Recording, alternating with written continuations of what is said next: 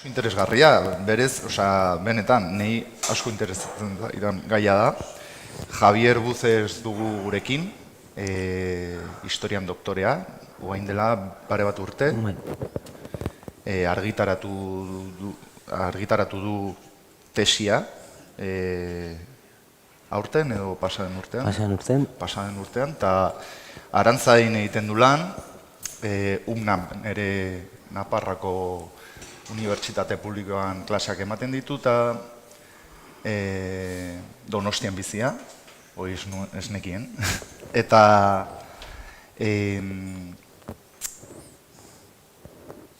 frankismo garaian bukaeran egindako errepresioari buruz hitz egingo digu gaur. Ez dakit nondik bideratuko duzun gaia, antropologikoki, historikoki, arkeologia lantzen duzu, ez dakit.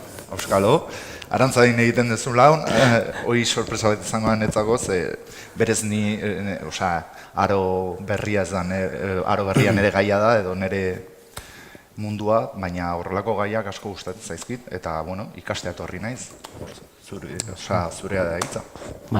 Eskerrik asko etortzagatik. Nik mugituko naiz, dago PowerPoint bat eta hemendikan gustorago eta zuzenek ikusiko dut zer dagoen. Eskerrik asko aurkezpenagatik, eskerrik asko denoi etortzagatik. Ikerrek esan duen bezala, tesia edo liburuarekin dago lotuta hitzaldia, hortik joango da hitzaldia, eta tesi edo ikerketa historiko bat, ez dago lotuta arkeologiarekin edo sumazioarekin, nahiz eta nik Arantzailan egiten dut, baina nik urte batzuk daramatzaia hori, zentratuta azken frankismoko garaian ikerketan, ez? Beraz, aztertu beharreko gaia da Gipuzkoako 1970-tik 1975 bitarteko represio frankista, eta funtsean hitzaldiaren izenburua ja da iragartzen, ez? Ideia bat, frankismo bakarra izan zela. Beraz, hasteko, hasiko naiz azpimarratzen nire ustez diala 3 ebidentziak, ez? Ebidentzia bi arrazoingatik. Lehenik, historiografikoki hainbat hamarkadatan zalantzak jarri ez diren gaia direlako, baina azken urteetan agian agian gehiago egungo gai politikoengatik, azterlan historikoengatik baino, ez? Baina hasi da zalantzak jartzen ebidentzia hauek, ez?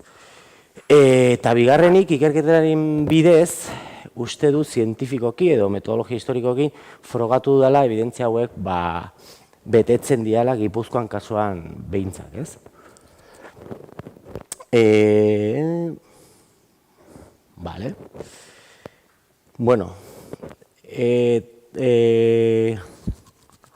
Lehenengo ebidentzia da, lehen esan dudana, hitzaldiaren tituluan agertzen den ideia, bai? Frankismoa bakarra izan zen. Ez zeuden 2 edo 3 frankismoak ezberdinak, nahiz eta agian metodologikoki ikertzeko iturriak ezberdinak erabiltzen dira, ikertzen badugu gerra eta gerra ostean, edo azken urteak, edo ze zailtasuna aurkitzen ditugu informazioa lortzeko eta halako gauzak, ez? Frankismoa diktadura, baina diktadura bat bakarra izan zen, eta sistema hori gutxienez 4 hamarkada iraun zuen, ez? Errepresio motak aldatzen ziren, ezen berdinak gerra ostean, edo 40. hamarkadan, edo 50. hamarkadan, edo 60. hamarkadatik aurrera, baina frankismoaren helburuak, printzipioak eta askatasunik ezak jarratu zuen berdin-berdin. Beraz, horregatik esaten dugu, frankismo bakarra izan zen. Beraz, hemen dago nire lehenengo agian kontraesanak, ez? Bai, frankismo bakarra izan zen, eta nik lan edo ikerketa honetan bakarri ikertzen dut azken urteak, ez? Zergaitik? Nik hasi nintzenean, tesiarekin edo ikerketakin, pentsatzen nuelako, eta pentsatzen nuelako utz bat zegoela garai horretan, periodo horretan. Hau da, azken urteetan gerra eta gerrari buruzko ikerketa asko egin dira, asko, eta hainbat herritan, eta hori lokalak, provintzialak, estatu mailan inkluso, baina frankismoaren azken urtetako ia ezer ez dago. Edo hobeto esan da, arlo akademikotik Euskal Herrian diktaduraren azken urtei buruzko argitalpen gehienak, garai honetan, azken frankismo honetan, gehiago zentratuta daude borroka antifrankistaren zati baten indarkerian jardueran, diktaduraren, azterketaren eta horren eragindako errepresioaren baino. Hala ere, gerra eta gerra ostalkeri buruzko ikerketa gehienak errepresio frankista zentratzen dira. Orduan, hau dago desoreka bat, ez? Gerra eta gerra ostekori buruz lan asko daude, gehienak errepresioari buruz doa, eta gero juten bagara azken frankismoko garaian, apenas daude ikerketarik, eta ikerketa baldin badira, gehiena dira,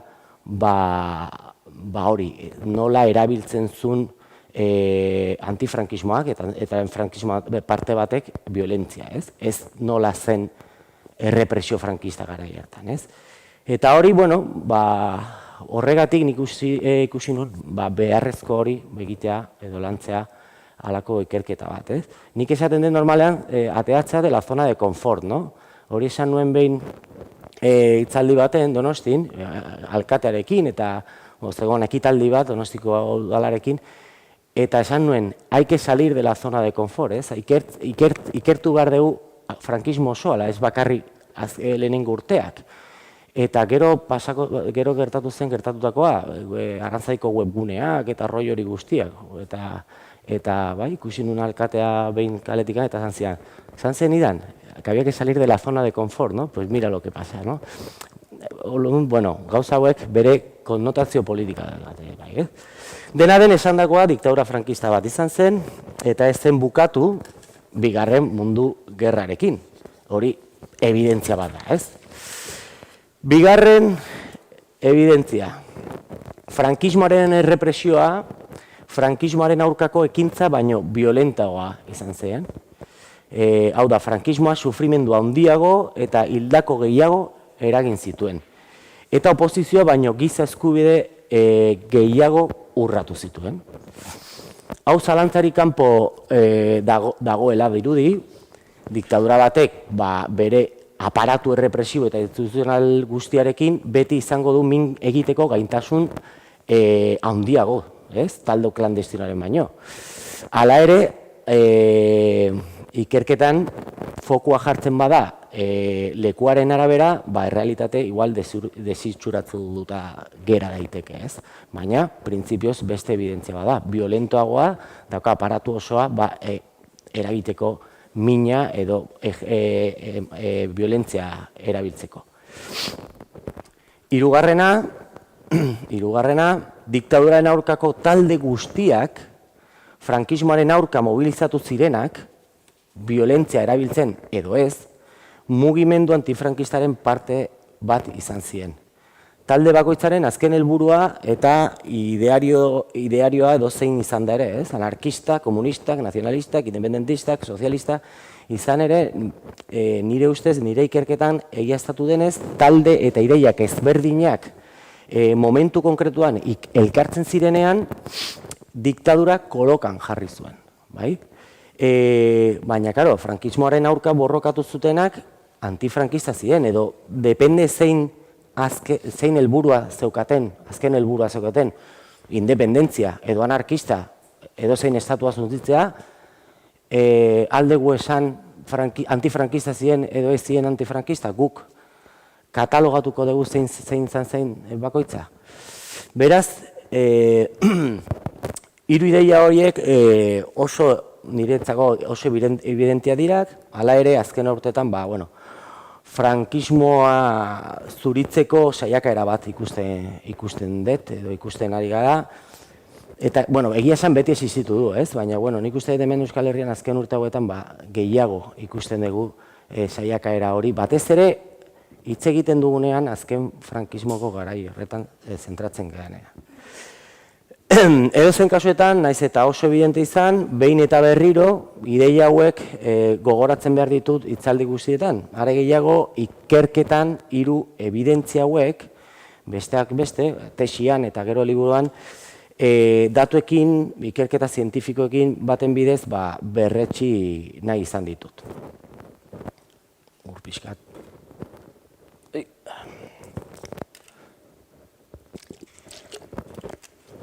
Dena den, hasteko gauza konkretuekin, datu konkretuekin, testuinguruan hartzeko atzerago joango gara pixkat, ez? Nola frankismo bakarrak izan zen, gerra eta gerraostekoari buruzko datu batzu daukazute hemen. Datu hauek dira Eusko Jaurlaritzaren datuak, bai? Gutxienez, 1373 euskaldun hil zituen abiazio frankistak, gutxienez 895 fusilatu zituzten, heriotza zigorrera kondenatu ondoren, 2252 espetxean hil ziren, exiliora, gerra bukatu gabe 120.000 euskaldunak ihes egin zuten, eta presoak bere garaian Archivo General de Administración 20.000 espetxeko fitxa atera zituzten Arantzadiko ikerlari batzuek, 2000 eta Gipuzkoako Artxibo Probintzialan 2000 eta piko emakumeen espetxeko espediente daude, eta, oain dela gutxi Gogora Institutua, Jon Pentxe historialarien bitartez, 37.000 preso identifikatu dituzte, oain dela aste batzuk aurkeztu zituen informea, Erbesteratuak, hemen dago Josu Txeka eta Intxortaren bitartez, datu berria dauzkagu, zenba ume juntzien Gipuzkoatik kanpora, Hori guztia gizateriaren aurkako krimenea dira, Eusko Jaurlaritzaren araberaz. Beraz, preskribatzen ez duten delituak dira, Eta krimen hauen ondorioz, 40ko hamarkadatik aurrera frankismoaren oposizioa, non zegoen, edo kartzelan, edo exilioan, edo lurperatuta. Eta barruan geratu zienak, izuarekin, isilik edo zigortuak bizi ziren. Eta honi buruz testigantza daude eta dokumentu asko daude gero eta gehiago. Eta gaina daukagu dokumentazio frankisare bai, Nun 40. hamarkadatik aurrera errepikatzen da behin eta berriro Espainia bakea zegola, y en España paz. Publikatu zuen Unidad Falangeko egunkariak, y en España paz, munduan, bigarren mundu gerrarekin eta ondorioekin dana dago zuntzituta eta Espainian behituzte ondo gauden ja, bakea, ez da? Ez dago oposizioarik, ez dago ezer.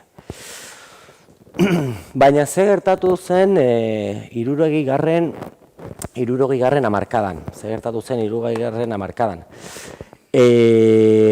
Belaunaldi berri bat iritsi zen lantokietara, unibertsitatetara, auzoko elkarteak, eta lako, eta bar, Belaunaldi hori ez zuen ezagutu gerra, eta gerra osteko errepresioa, hau da, errepresio gogorrena, baina hori guztia sufritu zutenen seme-alabak ziren. Beraz, belaunaldi hori beldurra hasi zen galtzen. Eta hau, uste dut oso importantea da ulertzeko zer gertatu zen urte hauetan. Dena den badakit, hau esatea, gazte horiek hasi ziela beldurra galtzen, batzutan, esaten dudanean, begiratzen didate batzuk, en plan, zu ezakizu zer zan hori. Ze beldurra geneukan, ze palizak jaso genituen komisarietan, eta halako gauza, baina bai, nik uste dut testigantza jasotzen ditugunean, ikusten da, pixkanaka hasi ziren beldurra hori galtzen, eta hori oso importante izan zen, ulertzeko nola antolatu zen antifrankismoa Gipuzkoan,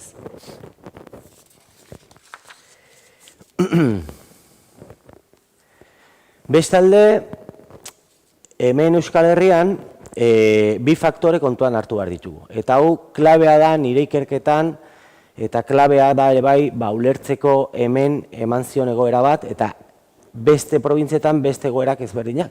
Zergatik hemen bai eta beste batzuetan ez. Alde batetik, belaunaldi hori euskal nortasuna berreskuratzeko prest zegoen, euskal nazionalismo berritua, bere hizkuntza, kultura, eta azken terminoan sektore batzuenta bere nazio askapena berreskuratzeko interesa zutena, ez?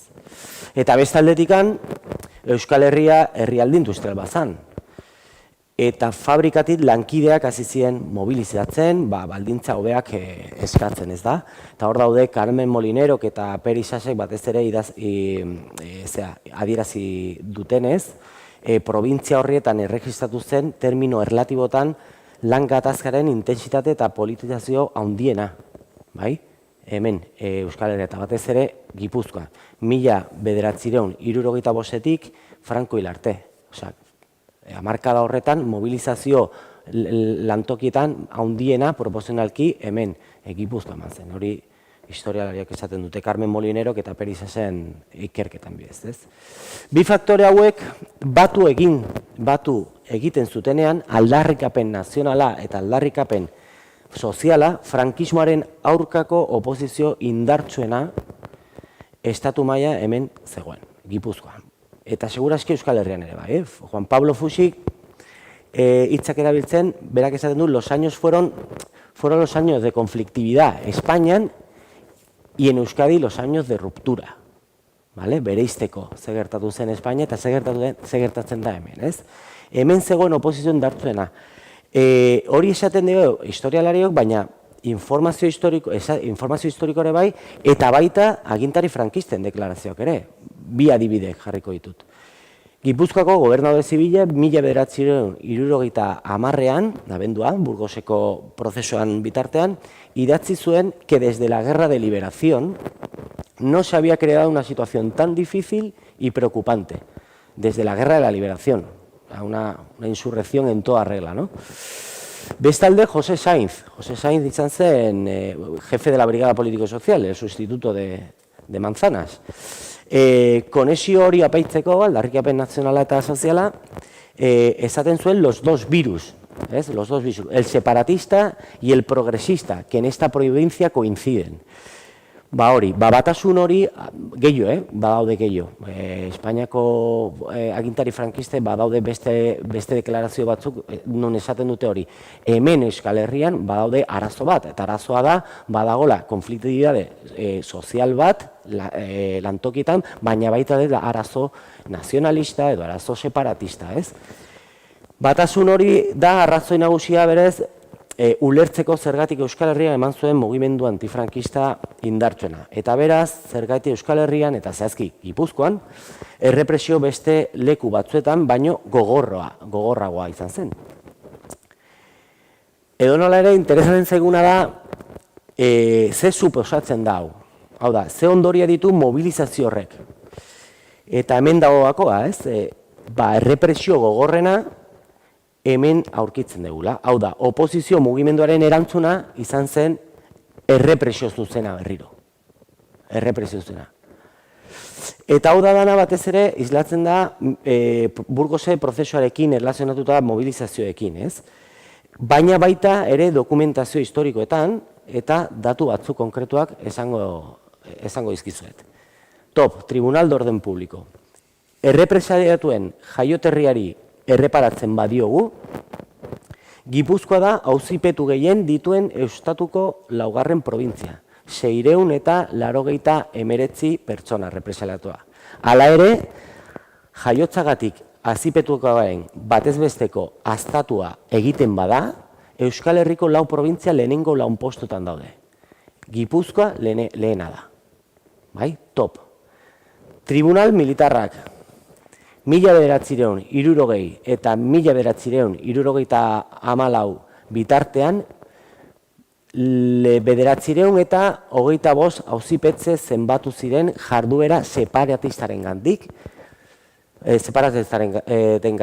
Euskal Herrian, Logroño eta Burgosen. Horietatik 410 Gipuzkoakoak ziren. Beste datu bat. Bakarrik 1970ean 17 Gipuzkoar epaitu zituzten gerra kontseiluan. Eta horietatik 9 Burgoseko prozesuan. Guztiz, 319 urteko espetxe zigorra eta 4 heriotza zigorra ezarri zizkieten guztiei. Gero komutatu ziren 4 heriotza zigorra. Tortura. Oain arte, IBAko datuak, kriminologiaren Euskal Institutuko datuen arabera, 1382 tortura kasu dokumentatu ditu Ego Euskal Herrian, Nafarroan ere bai, 4 probintzietan. 1960tik 1978 bitartean. Dokumentatuko kasu guztietatik 471 Gipuzkoan gertatu ziren. Hau da, kasu guztien 76. Beste datu bat, salbuespen egoera. Salbuespen egoera 1962tik Franco hil arte, Euskaldu lurraldean 9 salbuespen egoera ezarri zien. Guzti estatuan 11 izan ziren, garai hartan. 9 Euskal Herria eman ziren. Horietako 3 Gipuzkoan mugatuta bakarrik.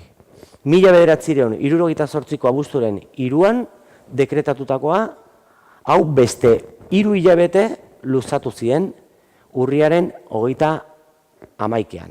Eta 1970ko abenduaren 4an ezarrita, Burgos prozesuarekin lotuta, gero etorri zen. Hau zer esan nahi dut, 3 azken hauekin, 3 azken salbuespen egoera hori Gipuzkoa eman zuena, Gipuzkoarra 30 hilabetean 10 egon ziren estatu salbuespen egoera baten. Bai?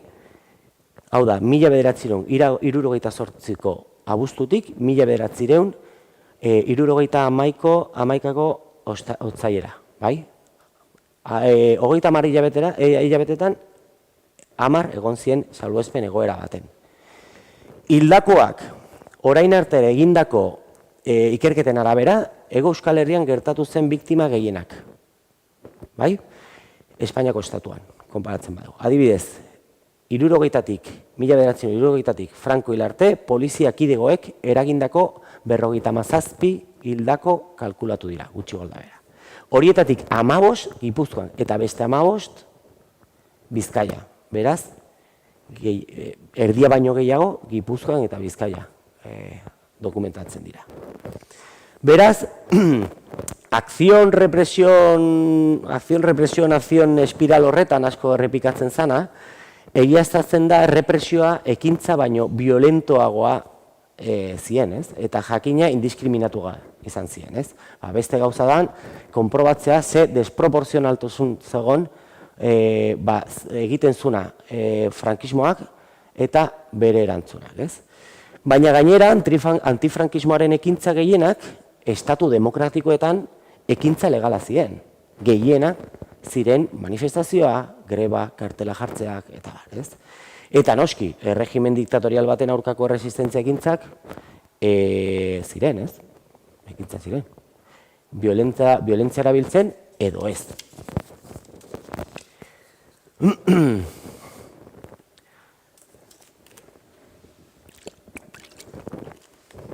Dena den, testuinguru honetan, 1978 urtea inflexio puntu bat izan zen, urte honetan gertatu zen, jakingabe zer gertatu zen, ezin da ulertu errepresio frankista Gipuzkoan azken urteetan, usteet. Urte honetan ematen da, azken hamarkadako Euskal Gatazkaren lehenengo hilketak. Lehenengo aldiz, etak hiltzen dutena, eta lehen aldiz etako militante bat hiltzen dutena. Handik aurrera, errepresio eta giza eskubideen urraketak handitu ziren, ez? Dakizuenez, Etxebarrieta eta Sarasketa Pardinez Guardia Zibil dizuten, eta 3 ordu geroago, 2 Guardia Zibilak Etxebarrieta hil zuten. Ikusi duzuen, nola, azken urteetan, estatutik egin dute serie bat, La Línea Invisible, dokumental bat, Nacional 1, liburu bat, argudiatzeko, Pardinez ezen enfrentamentu baten hil, baizik eta hil zuten. Eta, efektibamente, dokumentazio historikotan eta txosten forensetan agertzen da nola Pardinezek 5 tiro ditu bere gorputzean. Baina, kasualidadez, dokumentu polizian berean, agertzen da ere bai Etxebarrietaren txosten forensea. Eta hori ez da ikusten, ez da seriean, ez da dokumentala, ez da liburuan, ez? Cuando eta empezó a matar usted deitzen dela pardin esena. Eta txosten forense horretan agertzen dana da Etxebarrietaren txostena, eta hor agertzen da Etxebarrieta bi tiro ditu, bat bizkarrean lurrean zegoenean. Bai? Baina kasu hau oso argi dago. Biak hil zituzten, ez? Inore zen liskar baten hil, eta ikerketa historikoaren bidez alda demostratu datu hori, ez? Beraz, hori momentu oso importantea izan zen, gero Manzanasen hilketa, 1928an, eta ikerketaren bidez, 300 errepresaliatu inguru dokumentatu ditugu Gipuzkoan. Frankista salbuespen egoera deklaratu ondoren. Gehiago ziren, seguraski, baina izena bizenakin 300 pertsona inguru identifikatu ditut. Haien artean dozenaka torturatuak, desterratuak, top tribunalean epaituak. Por cierto, sententzia horietan, topeko sententzia, tribunal militarren sententzia eta poliziaren txostenetan, agertzen da berriro akusazioa de rojo separatista, basko separatista, akusazioiek ezaztu 100 euskaldun fusilatu zituzte gerra ostean. Akusazio berdinarekin, ez? Frankismo, diktadura berdina, baina ez dakizen bat, hamarkada aurrerago. Eta 1978ko errepresaliatuarekin lotuta, torturaren lehen argazki froga ditugu. Javier Arrieta Berezibar, Arrasatekoa, Guardia Zibila torturatu egin zuen, gero bueltatu zen etxera eta Arrasateko lagun bat argazkilaria zen eta argazki horiek bota zituen, ez? Hemen dago frogaren elementu bat dokumentazio historikoa, kasu honetan grafikoa, ez? Eta beste datu bat, haien artean, errepresaliatuen artean, 300 izen horien artean, bakarri dago pertsona bat zuzenean erlazionatuta dago Manzanasen heriotzarekin. Hori zan, aitzakia salbuespen egoera deklaratzeko. Baina 300 hauetatik bakarri bat zegoen erlazionatuta, frankismoaren arabera. Zergatik, errepresioa ez zen erakunde baten aurka, baizik eta gizarte baten aurka. Edo sektore ideologiko baten aurka. Baina sektore ideologiko hori, nazionalismo, euskal nazionalismo edo independentismoa, frankismoa berak esaten zuen gehiengoa zen herritarren artean. Bai? Horren kontra, zijoan, errepresioa. Eta hau azaltzeko, ondo ulertzeko, irakurriko dizuet, ze publikatu zuen La hoja de los lunes de San Sebastián, Manzanas hil ondoen.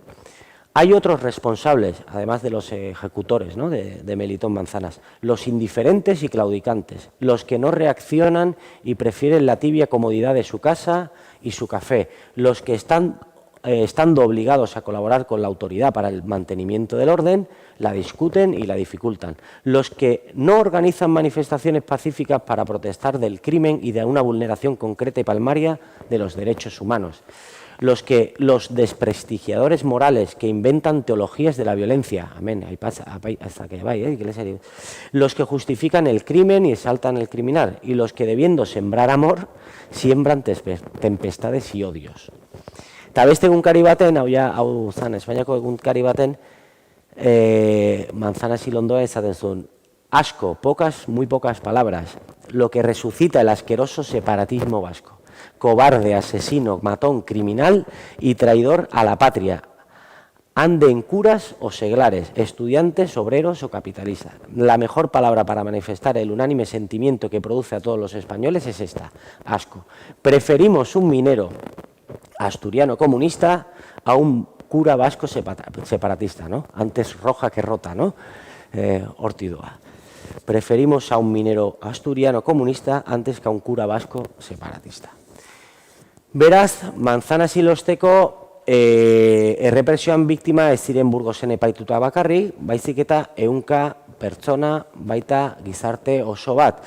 Eta zergatik esaten dugu gizarte oso bat? Adibidez, lehen mobilizazioa, izugarrizko mobilizazioak, lehen esan dugu nola frankistak konparatu zuten mobilizazioa con la guerra de liberación, presio internazionala, izugarrizko presio internazionala, eta haustura epaiketa, bai? Akosatuak jakiten ze egoeran zeuden, diktadura salatu zuten eta beraien borroka aldarrikatu zuten, ez? Haustura epaiketak deitzen ziona. Algerian eman zen lehenen aldiz, eta gero Euskal Abokatua hemen hasi zien aplikatzen hori, estrategia hori, ez da? Eta hiru faktore hauek nire ustez hiru ondoriak ekarri zituzten. Lehenengoa, Burgoseko prozesuarekin Euskal Gatazka historikoa nazioartean zabaldu zen. Bigarrena, frankismoaren aurkako oposizioa indartu zen, ez bakarri Euskal Herrian baizik eta estatu osoan. Eta hirugarrena, niretzako importantena, Burgosen gertatutakoan heriotza zigorraren konmutazioa eta herriaren garaipen txiki bat izan zen. Etako militantearen aurkako epaiketa bat, ofizialki, frankismoaren aurkako epaiketa baten bihurtu zen mobilizazioi esker. Baina badaude beste ondori batzuk. Berriro, errepresioa indiskriminatua, fisikoa, 1978an gertatu zen bezala, 2 urte geroxago, frankismoaren erantzuna ekarri zituen hildakoak, torturatua, epaitutakoa, eta ez? Eta hemen duzue datu batzuk ikusteko argi nola izan zen mobilizazioen eta diktaduraren erantzuna, desproportzio hori, ez? 1970an frankismoaren aurkako 300 ekintza baino gehiago dokumentatu ditut, gutxi gora, 300 ekintza. Horietatik bakarrik 21 izan ziren ekintza violentoak, zuzenean violentoak. Eta berriro diot, hau dokumentatzeko dokumentazioan frankista dago, gero bere dokumentazioen bitartez dokumentatu ditut datu hauek. Eta gero daude, elkarrizketak eta klandestinidadia ibiltzen ziren taldeak eta kontrastatzeko. Eta zein izan zen diktaduren erantzuna? Salbuespen egoera, mantendu, gerra kontseiluak, epaiketa, top, eta 500 inguru detenituak, 57 torturatuak, por cierto, kasu honetan, salbuespen egoeran horretan, errepresaliatuetako batek ere ez zuen zer ikusirik Beil konsule baiketarekin. Hori zen, salbuespen egoera horretan, aitzaki bat. Zegoela mobilizazio asko eta Beilen baiketa. 500 inguruko honetatik ez da bat zegoen erlazionatuta sekuestro honekin, bai?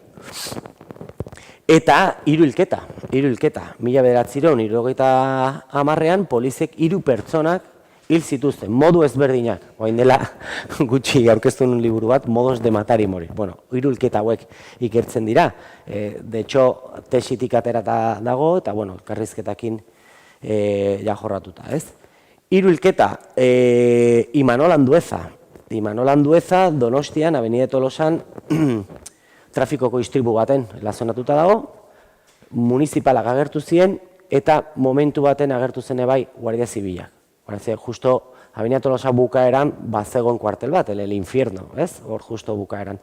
Eta agertu zen Guardia Zibilak, eta Imanolek zaukat batean 3 tiro bere gorputzean, eta hilda. Konsultatu dut hemengo tokiko artxiboa, artxibo militarrak, artxibo guztiak ez dago ezer, edo hori esaten dute ez dagoela ezer. Bakarri dago garai hartako prensa, eta agertzen da tipoak, Imanolek aterazun laban bat, eta horregatik Guardia Zibilak disparatu zuen. Hori da bakarrik. Oain, liburua publikatu eta gero, oain dela 2 aste, 3 aste, agertu da testigantza berri bat. Imanol zegoen beste tipo batekin kotxea, kopilotoa zana. Eta bera egonda urte eta urte isildu etxean, eta ez zuen nahi kontatu ezer, baina oain bai badirudi prest dagola kontatzeko berak ze ikusi zuen, ez? Nola hil zuten.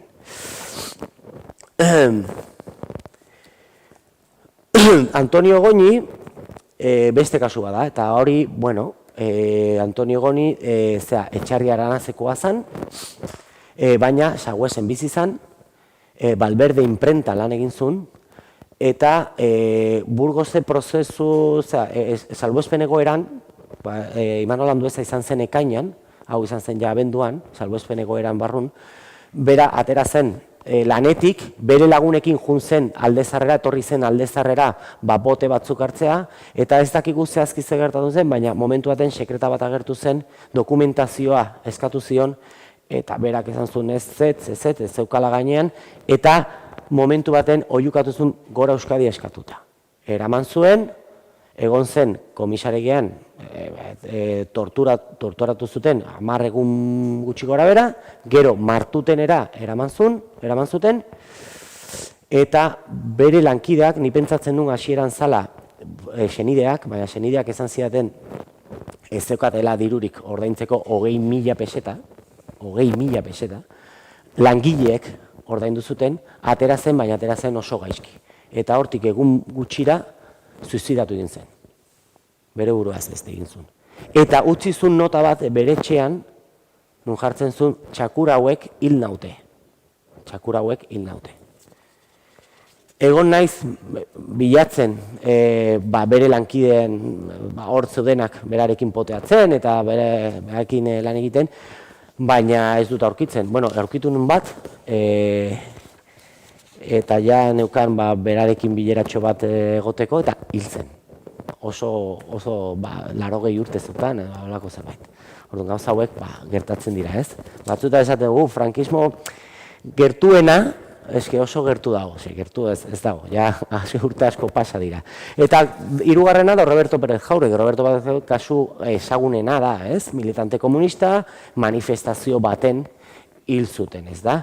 3 hildako polizia ekintzagatik urte betean, 1970ean hil zuten.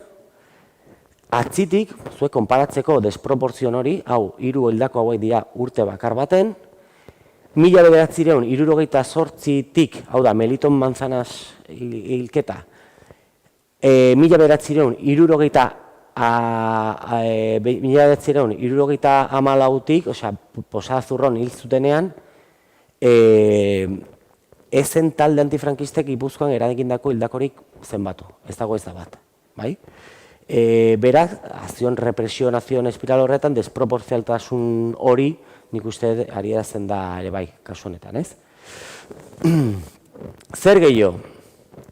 Bueno, ja gutxi falta. Beraz, naiz eta oraindik gauza asko daude jakiteke, ikertzeko, azken urtetan frankismoari buruz egindako ikerketek erakusten dugu, diktadura represioa bukaraino gauzatu zuela violentzia, represioa.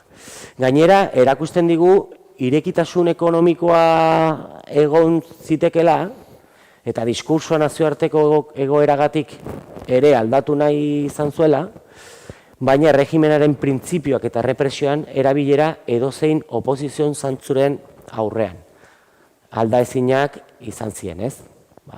Diskursoa aldatu zen, ekonomian agian gauzak aldatu ziren, baina errepresioa eta erregimen printzipioa hor zuti mantendu zuten.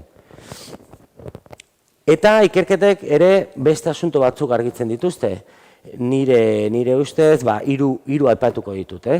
Impunitatea, amnistia legiari esker, ley de secretos oficiales, eta 40 urte ondoren, oraindik ez dakigu zeinek izan ziren torturatzaileak, biktimarioak, badakigu eta kostata zeinek izan dira biktimak, eta ez guztiek, baina biktimarioak ez dugu ezagutzen. Hori aplikatzen badagu beste biktimei edo beste biktimarioei ez da gertatzen. Baina gaur egun impunitatea dago. Ez ja epaitzeko tribunal penal baten, baina ezin dugu jakin zeine dire. Roberto Jauregi kasuan, adibidez, suposatzen da dakigula zein izan zen tiroak eman zuna. Bueno, naiz eta jakinda, garai hartan bai, ezer ezen gertatu, ez? Impunitatea mantendu zen biktimarioa. Bigarren hau dana ulertzeko zergatik errepresio frankista azken urtetan gora egin zuen, zergatik Euskal Herrian, zergatik Gipuzkoan, testuingurua ezagutu behar dugu, ez? Hori, adibidez, Burgoseko prozesuen adibidez, eta mobilizazioa ez ziren batean zerutik erori, ez? Beraz, edozein asuntoarekin, kontestu hori ezagutzea importante da.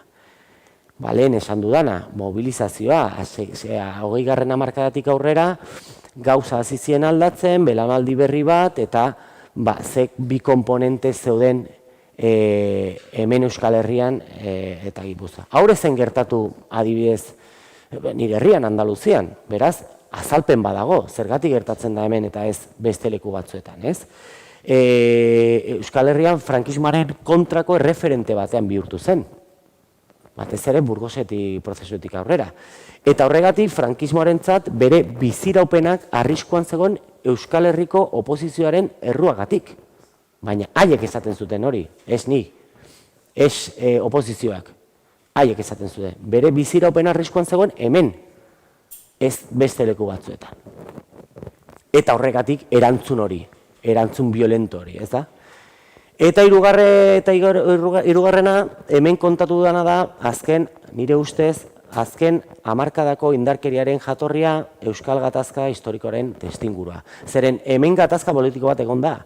Gatazka politikoa naiz eta oraingo errelatoren gerra horretan gatazka hori eskutatzen da, baina ezagutzeko modurik onena da ikerketak egitea. Eta hori ez da ezer justifikatzea, historiadoren lana ez da justifikatzea, baina kontestualizatzea, ezagutzea. Eta ulertzeko zergatik hemen gertatzen da hau, hemen, eta ez beste leku baten, kontestu hori eramaten digu, ezagutzea, ze Euskal Gatazka nondi dator eta gutxienera azken hamarkadetan, ez? Eta ez violentzia modu patologiko gisa ulertzea bezala, ez? Porque modu patologiko baten tratatzen badegu violentzia ez du ezertako balio, edo ez du balio historialarentzat azaltzeko ezer, testingura eta ezer, ez? Eta hori da dana, uste ja bukatu dudala, 45 minutu, uste nahikoa da, izan da. Bale, mila esker. Eskerrik asko.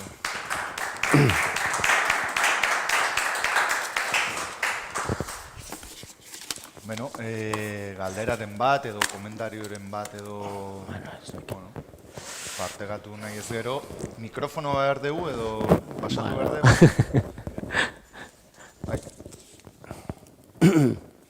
Norbaitek zer galdetu edo dena ondo? Bueno, oso ondo. Ni esan dut, ikastera etorri nahi zela eta asko ikasi dut, benetan interesgarria.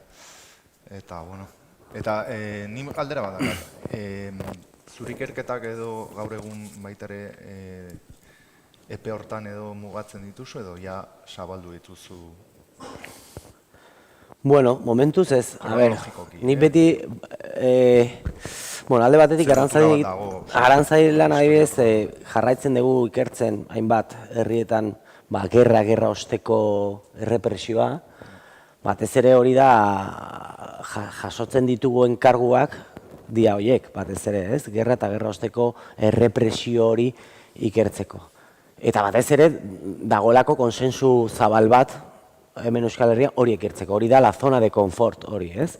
Zujuten bazea edo zen herria eta, bueno, erabaki dugu denon artean, hau ikertu behar dela. Frankismoaren errepresioa eta frankismoaren biktima merezi dutela egia, justizia eta erreparazio eta bar. Baina gero, esaten badezu, baina frankismo ez da bukatzen bigarren mundu gerrarekin, ikertu behar da frankismo osoa edo komenigarria da gutxienez frankismo osoa ikertzea, baina, ja konfort hori, ja ez dago, ja alarma guztia epizten dira. Batzuk esatutu, baina nola tratatu behar dugu, nola... Ez que horregatik galdetu dizut, justo Franco hil ondoren eta urte horietan... Hori ere bai, hori da beste eztabaida bat. Noraino iristen da frankismoa, hori beste eztabaida bada, ez? Hori mai gainean dago ere bai. Bueno, orain zuerte daukagu daudelako lege berriak. Eta esaten digutena da legeak, aldegula ikertu, frankismo edo kontestu horretan, represioen kontestu horretan, hasta el 82, gutxi gora bera, esaten dute, 1982 arte, sartzen da represio edo gia justizia erreparazioko ekitaldi guztia biktimarekiko, bai? Orduan, bueno, hor dago epea, baina naiz eta hori horrela izan da, gauza bada lege bat egitea eta gero martxan jartzea, ez? Claro, es que la ley de secretos oficiales eta dokumentazioa edo kontsultatzea Hori jarraitzen du, beraz... legeak aipatzen du, zer edo... Ez, orain lege horiek aparte doa ezkutuan dago. eta hori jarraitzen du berdin. Orain egunero gaude dokumentazio eskatzen eta ez dugu lortzen. Orain gaur egun errezagoa da ikertzea. Ze gertatu zen, errezagoa da ikertzea kasu bat, hori gerraosteko kasu bat, edo 1970ean kasu bat, ez? Hori ezin dezulako dokumentazio hori aurkeztu, osea... Bai, iturriak edo... Bai, iturria. Eta hor gaude, eta zaila da, baina, bueno, eta inkluso idazten dugunean, zona de konfort hori, esaten dudanean, idazten dugunean liburu bat edo txosten bat eta jartzen dugu, inkluso geografikoki, jartzen badezu, Euskal Herrian errepresio frankista gerra ostean izan zer, inork ez du ezer esate, baina juten bazea eta idazten badezu txosten bat, azken frankismoko gara txosten bat, Euskal Herria du, bum! Eta atatzen da, zergatik Euskal Herria eta zergatik ez Euskadi, porque ja ez dakiz... Inkluso terminologio geografikoa bat ja zalantzan jartzen da, ez? Ja, bueno, daude beste kontestu baten, orduan beldurra baten, baina ni insistitzen dudana da diktadura berdina zala, berea zala, orduan, beraz, biktima guztiak baldin badute eskubide batzuk, hauek baita ere, ez? Eta iturrien arazo hori, ez? Ni gogatzen nahi, joan dela, Sevillan jaio zen, edo ezagutzen duzu Arabako Artxibo Nagusiaren zuzendaria, Sevillan jaio zen, eta haiek digitalizatu zuten informe guztiak, frankismo garaieko informe guztiak, eta zintzilikatu behar zuten dena, ez informazio dena, guztia, doain, deno, kontsultatzeko, etxetikan, eta, dirutza bat izan zen, eta azken momentuan gobernuak, oain dela 8 urte edo, osea, hori gertatzen ari da. Bai, gertatzen da, noski baiz, gertatzen dela. Bai. Iturri historikoei buruz, ari gara. Baina, fuera de la zona de confort. Gainera dana, badaude lege batzuk, hori mugatzen dana, baina beste aldetik da voluntadea, osea, nola artxiberoren depende zein den. Ez que zuzendariaren voluntadea zen hori partekatzea edo zabaltzea eta gobernu. Pardinez hil zutela, porque lortu dugu dokumentar, eta dago entrevista bat, elkarrizketa bat, ezaki Kastileko periodiko baten duen agertzen da bera tipoa, nola agertu zen, nola lortu zuen dokumentazio hori konsultatzea, Ferroleko artxiboan, eta geunden bitartean eskatzen informazio zeniden bitartez. Eta ezin da, komuka ezin da, behitu, elkarrizketa badago hemen publikatuta. Ikerlari horrek ikusi du informazioa. Orduan, legislazioa dago, eta gero dago, zeinek daude artxiboetan, eta hori... Hori errepresioa da, zentzura, gaur egun, edo luzapen bada, lotutak gaude. Ez da, ekit, Auskalo, baina, bueno, hor gaude. Norbaitek zehozer komentatu nahi badu, behitu. Zu Sevillarra izan da, zerk ekarri zintun Gipuzkoara? Asko aipatuzu Gipuzkoa noski hemen gaude, baina ze izan da arrazoia Gipuzkoa ikertzeko eta Gipuzkoako egoera? Gipuzkoa bizi naizelako. Bai, ni daramatzaia 20 urte hemen bizitzen, Euskal Herrian. Lehenengo Bizkaia eta bain hemen Donostin 15 urte bizitzen. Orduan, bueno, hemen Arantzaiko lan iaia gehienak, enkargu hori guztiak, edo gehienak, Gipuzkoan ematen dira. Orduan, bueno, hasi nintzen Arantzadi lan egiten, Gipuzkoain bat herritan ikertzen lehenengo gerra osteko represioa eta gero jarraitu nuen honekin, ez? Eta gainera hemen erreztasun gehiago daude adibidez Gipuzkoako artxibo provintzialean, Bizkaian baino. Orduan, bueno, batez ere hemen bizi naizelako eta hemengo Arantzaditik lanak Gipuzkoan egiten dituz batez ere. Salamankako artxiboetan dagoen informazioa lortzeko ze esperientzia daukazu edo, ze arantzadin Nik batez... bezala, Bueno, zailtasuna daude, ez daude? Zailtasun asko ez ditugu aurkitu momentuz Salamankako artxibotan.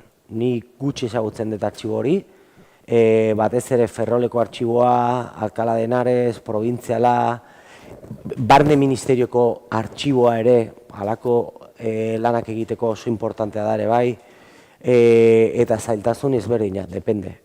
Artxibo Salamanka, bueno, topeko prozedura guztiak hor daude, adibidez. Sententzia baditugu, baina prozedura osoa hor daude. Hori Josu, daki hobeto, nola dagoen hori, topeko prozedura ikusteko. Salamankakoa, Espainiako artxiboen artean, ondo funtzionatzen du, baina baita ere bere mugekin, esate baterako. Zuk aipatu duzu, nola Sevillako edo dakize artxiboa. Ez, Gasteizen dago artxiboa. Edo Gasteizen hori nola digitalizatu eta jarri zuten ikusgai, hori zen logikoena. Pues esatako, Salamankako artxiboko dokumentazio zati handiena digitalizatuta daukate. Baina behartzen zaituzte arajuteko eta hor konsultoa bertan egiteko. Hoi dire, nolabait esateko, erderaz esango genuke praxi txarrak edo malas praktikaz, baina indarrean. Baina konparatzen badugu, esatako Madrilgo artxibo nagusiarekin edo Haga delakoarekin eta horrela ondo funtzionatzen du, zeren, bueno, beraiek usten dizute dana ikusten eta horrela. Baina zer gertatzen da, Salamankako artxiboen dagoen dokumentazio gehiena, gerraren eraginez eraman zuten, baina da errepublikako materiala batez ere. Eta gero gerraren hainbat gauza. Baina gerra osteko dokumentazio gehiena ez da gor, baizik eta Hagan, Archivo General de la Administración delakoan, edo Archivo Histórico Nazionalean. Eta hor bai, malas praxis a tope. Eta zona de confort zuk esaten duzuna, ez da bakarrik zera edo zuk aipatu duzuna, baizik eta Archivo Histórico Nazionalean, eta hori da Espainiako artxibo nagusia, osea, nolabait esateko arauak eta zera guztiak eta nola jokatu, markatu behar zuna, erodugarria izan beharko zuen, ez da erodugarria, baizik eta da beti mugatzailea. Guri gertatu zaigu, oain dela urte pare bat egin genuen ikerketa potente bat, gerrako umetaz, eta hor esatako, 4 ordu hor egontagero, deitu ziguten bulegora, esanez, ¿qué están pidiendo ustedes? Y aquí aparecen nombres, eta zuk, naiz eta guk aipatu, aizu, es que gerrako umetaz ari gara. Sobre la guerra del 36, que hace un siglo ya que pasó, da gerra karlistak bezalako ja, hain urrunak, eta gainerra gerrako umetaz. Eta ezetz, zerbait personala ateratzen bazen, osea, korapilatzen zen egoera, hain zuzen ere, eskatzen zigutelako persona horren baimena bere dokumentazioa lortzeko. Ulertzen? Orduan, zailtasunak. Eta Haga delakoan, Archivo General de Administración delako horretan, hain zuzen ere, dokumentazio ikaragarria daukate, Espainia osako dokumentazio, esatako, hor aipatuko du nik, garai batean, Joan Mari Torrealdaik egin zuen bere tesia zensurari buruz, nik askotan betzatu dut. Joan Mari gisajoa zenbat ordu sartu behar izan zitun hor dokumentazio eskuratzeko. Zen hor esatako daude todos los materiales relativos a la censura, de libros, baina atal guztietan, esan nahi du, ministeritza guztietako materialak hor daude. Eta hori arazoak konsultatzeko. Eta konsultatu edo desklasifikatuta gero, lortzen baduzu zerbait desklasifikatzea, behartuta gaude edo geunden edo gaude, zera material horiek kopiatzeko eskuz. 11. mendean egongo baginen zera eskribau antzekoa. Eta guain dela zera 6 hilabete onera, onartu dute esate baterako Frantzian eta Europako artxibo guztietan araua dena, hau da, zuk zeuk autokopia, hau da, argazkiak hartzea. Baina, baita ere, mugekin. Egunean bakarrik egin ditzakezu 60 kopia. hiruai kopia.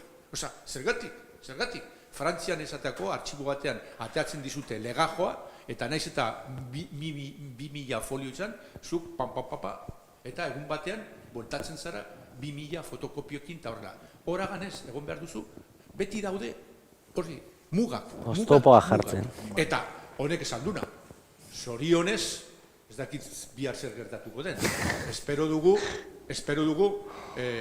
mutiko horrek Sánchezek aurrera egitea. Gertatzen badire, pikutara, ley de memoria histórica, pikutara, eta artxibo guzti horiek cerraus de nuevo con las llaves del CID. Ulertzen. Osa, egoera oso penagarria. Zuekin sartzea ez, erdi arokokoak edo aro modernokokoak bai zarete en zonas de confort. Ez pensar, ez que etxegitan egizea artxibo historiko nazionalari buruz. Garaikideokoak oso zaila dugu. Eta ez da bakarrik ley de secretos oficiales, baizik eta lege horiek eta honek esan duna. Lege horiek nola jartzen duten praktikan. Mugekin eta mugekin. Oztopo eta oztopo. Horrelakoa da, egoera. Eta nire kasuan, hango Madrilgo artxiboan ere, izan ditu nire gatazkak edo, hango artxiboan, nazionalean. Eta, bai, eta gero, Mexikora juten zea, nagusian, Mexiko Archivo Nacional hori, de la Nación, eta han, mobilarekin esan dezuna, egunero 2000 argazki, gero ordenagailura, nahi gustatzen zait horrela lan egitea, batzuk notak hartzen dituzte eskuz, baina nahi pilo bat gustatzen zait hori argazkiak, dokumentoa fusilatu, horrela esaten dugu, baina, eta listo. Eta berez, Artxibo Nazionalan da horriak moztu, arkatza erabili, ezin dezu hau ikusi, eta ni 18. mende aztertzen dut, eta arazoak ditut. Eta gu tratatzen gaituzte, horrela esan oain dela gutxi zera horko empleatu bati, tratatzen gaituzte gaizkile bezala izango bagina. Bai. Artxibo guztietan, Salamanca, Nagan eta horrela kamarak. Nafarroko artxibo nagusian ere bai, kamarak daude. Gu kontrolatzeko, zer egiten dugun, ulertzen. Eta hori, aurrerapen teknikoiek erabili beharrean, zera dauden dokumentazioa gaur egun posible da, zuk esaten duzu, digitalizatu eta zera, eta ikusgai izan, ez. Osea, egoera oso, honek ondo ezagutzen du, baina da, salatzeko modukoa. Bai. Baina, bueno, hori, konpoketa txarra dauka, hori. Hobetu da, Bandikan horrela, eta gau, ateratzen bagara zona de confort delankoietatik eta etortzen gara urte kritikoetara, niri esan zidaten aspaldidanik, zera, hainbat dokumentazioa eskatzen nunean agan, Nafarrokoa, kasu honetan, eta horrela, eta dana klasifikatuta ikusi ezina, eta nik esaten nien, abiatzen nienean modu honean, zeren bestela dana da galduta daukazu hor, modu honean, holako dokumentazio bat, zitzatzen ari dire, edo erabiltzen ari dire, Andaleuzuko tesi doktoraletan, eta ikusten dute normaltasun osoz, eta sin cortarse un pelo, erantzuna. Es que usted viene de una provincia... Claro. Navarra. Nik horregatik saiatzen naiz. Es que usted viene de una provincia que es especial. Osea, erabiltzen dute argudio hori normaltasun osoz, eta lasaitasun osoz, guain nola esaten ari dire Espainiako zera biztanleak ez direla berdinak eta ezberdinak dira. Pues kasu honetan gu bai garela ezberdinak. Viene usted de una provincia que es especial. Nik horregatik saiatzen nahi batzutan, hori, erderaz, con mi acento andaluz, a ver si cuela, baina ya no cuela,